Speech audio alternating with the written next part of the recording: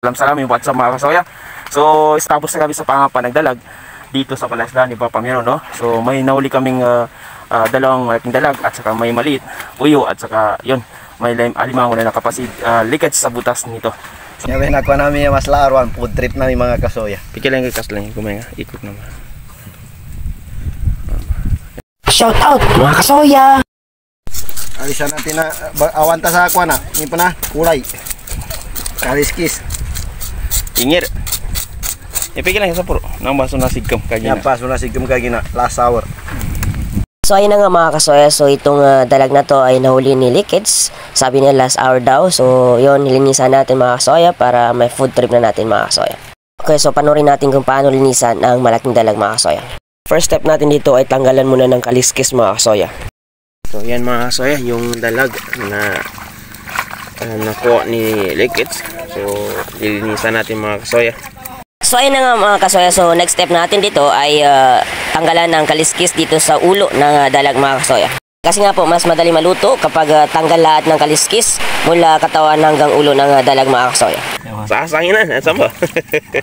Dan mo katakas na mo. Giring ko, may pirong uting. So kinakuha ko rin siya ba sa dalag na minumbalag sa litag at wati paso. Dulu sudah siya kuha kinapatan. Katakas pun maya ba? Isarkat. Yan, mga kasoya. Ito yung pangatlong step sa atin mga kasoya ay i-slice natin itong dalag mga kasoya. At may nakita tayong budi or itlog ng dalag mga kasoya. Ibig sabihin babae itong dalag na nahuli namin mga kasoya. So hindi natin yan pwede itapon at lutuin natin yan dahil pwedeng kainin yung itlog or budi ng dalag mga kasoya.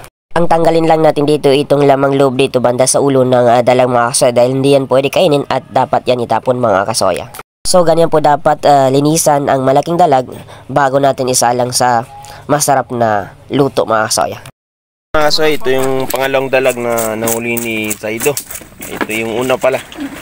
Yan. Kasoya. Sarap niya ako ba yung luto. Ada ko na, kubi. Kumukurta sa anyog, banggata sa arwan.